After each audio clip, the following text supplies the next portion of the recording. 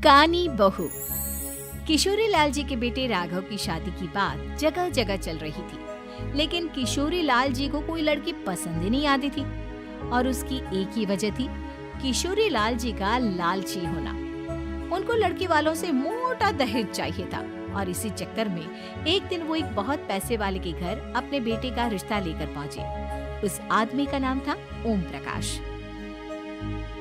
देखिए किशोरी लाल जी, मेरी एक ही बेटी है और मेरी सारी संपत्ति जायदाद सब कुछ मेरी बेटी नैना का ही है। पापा, नाम से लगता है बहुत खूबसूरत होगी। कितना अच्छा नाम है ना, नैना। हाँ, वैसे बात तो सही है आपकी। अब इतना पैसा है, जमीन जायदाद है, इकलौती बेटी, आप भी क्या करेंगे? सब कुछ उसे ही देंगे ना। बिल्कुल ठीक पहचाना आपने।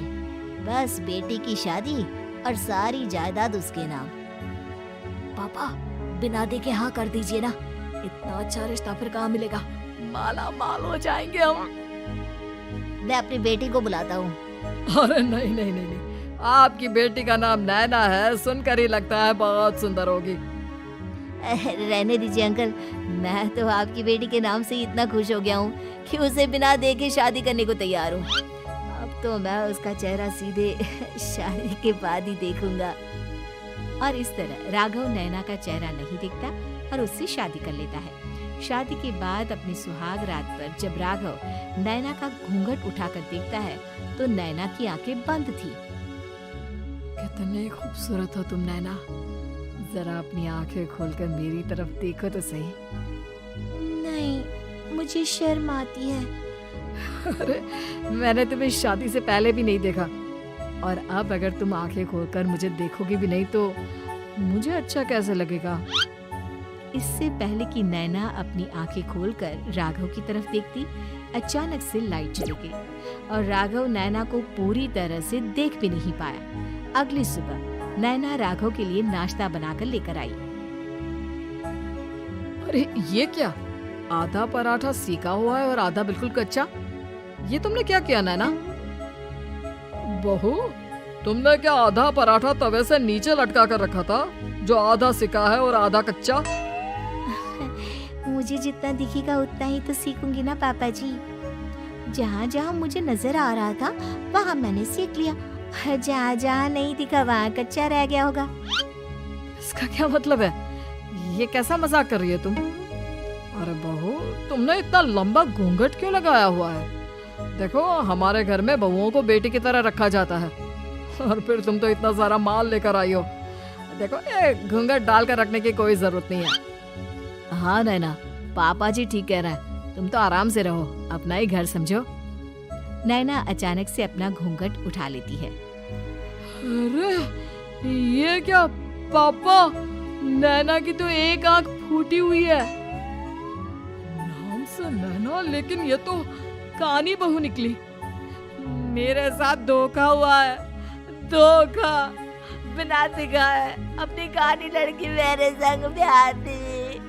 मुझे कानी भी नहीं चाहिए। मुझे अभी ओम प्रकाश जी से बात करनी पड़ेगी। आखिर उन्होंने मेरे साथ ऐसा किया क्यों? अरे, आप लोगों ने ही तो पापा से कहा था कि आप लोग शादी से पहले मुझे देखना नहीं चाहते। अब मेरे पापा पर क्यों इल्जाम लगा रहे हैं? अरे लेकिन उन्हें बताना तो चाहिए था ना कि तुम कानी हो, एक आंख से तुम्हें दिखाई नहीं देता। किशोरी लाल और राघव नाराज होकर ओम प्रकाश को अपने घर बुलाते हैं। पापा जी, ये आपने क्या किया? शादी से पहले बताया क्यों नहीं कि नैना की आंखों में परेशानी है? अरे, आप ही ने तो लड़की देखने से मना कर दिया था। और लेकिन आप बता तो सकते थे। आपको तो हमारी बेटी की प्रॉपर्टी चाहिए थी, वो भी पूरी की पूरी। अब क्या हुआ अगर उसे आधा दिखाई देता है? प्रॉपर्टी तो आपको पूरी मिल गई ना। अरे ये क्या बात हुई? मेरी शादी प्रॉपर्टी से नहीं, आपकी बेटी से हुई है। अब ये तो पहले सोचना चाहिए था, तब तो मेरी प्रॉपर्टी देखकर तुम्हारी जुबान लप लपा रही थी। लेकिन मैं कानी लड़की को अपनी बीवी बनाकर नहीं रख सकता। पापा, कुछ करिए ना आप। हाँ, करता हूँ। देखिए ओम प्रकाश जी, आप हमारे साथ ऐसा नहीं कर सकते।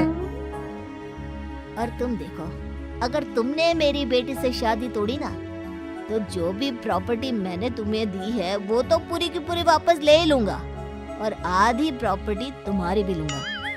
अरे मेरी आधी प्रॉपर्टी भला क्यों लेंगे आप? इसलिए क्योंकि मेरी बेटी को आधा नजर आता है और उसकी नजर अभी तक तुम्हारी आधी जायदाद पर ही पड़ी है। अब तुम उसे घर से निकालोगे तो कुछ तो लेकर जाएगी ना। और अगर हम आपकी बेटी को अपने घर की बहू बना कर रखे तो तो तुम्हारी पूरी प्रॉपर्टी तुम्हारी ही रहेगी और जो मैंने तुम्हें दिया है ना, उसमें से बस मैं आधा लेकर जाऊंगा। अरे लेकिन अब आप अपनी दी हुई प्रॉपर्टी में से आधी वापस क्यों लेकर जाएंगे? अगर मैं आपकी बेटी को अपनी पत्नी बनाकर रखने को तैयार हूँ तो?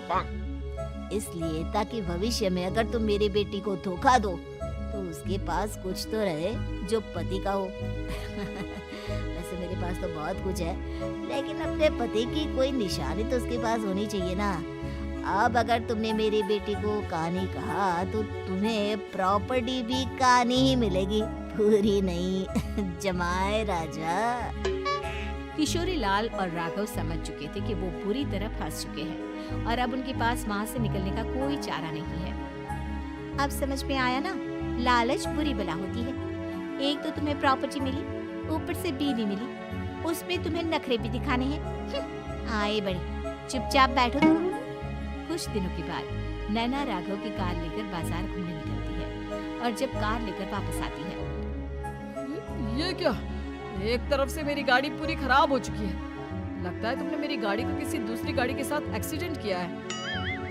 अरे कितना बड़ा नुकसान कर दिया तुमने बहू। क्या है ना पापा जी, मुझे एक आंख से दिखाई नहीं दे रहा था, सामने से गाड़ी आ रही थी। मुझे तो सिर्फ आधा ही दिखाई दिया और वो गाड़ी मेरी कार से रगड़ती हुई निकल गई। अब मैं क्या करूं बताओ? आप इसे ठीक कराने के पैसे कौन देगा? तुम्हारे पापा? तुमने मुझसे इस तरह से बात की? अभी रुको। नैना राघव की शिकायत ओम प्रकाश को कर देती है। देखो राघव, अब जो मेरी आधी प्रॉपर्टी तुम्हारे पास थी ना, उसमें से आधी और मैं लेकर जाऊंगा, क्योंकि तुमने मेरी बेटी को डांटा। अरे नहीं नहीं पापा जी, गलती हो गई, माफ कर दो। गलती की तो कोई गुंजाइश ही नहीं। अगली बार मेरी बेटी को डांटा तो बची हुई आधी में से आधी और ले जाऊंगा। लालच के चक्कर में हम दोनों ने बहुत बड़ी गलती कर दी बेटा। एक तो तुम्हें कानी बहू मिली और ऊपर से जो माल मिला वो भी काना। इस तरह राघव की हर एक गलती पर ओम प्रकाश उसकी प्रॉपर्टी का आधा आधा हिस्सा लेकर अपना सारा माल वापस ले गया और राघव को कानी बीवी से काम चलाना पड़ा। भाई लालच वाकई में बुरी बला है।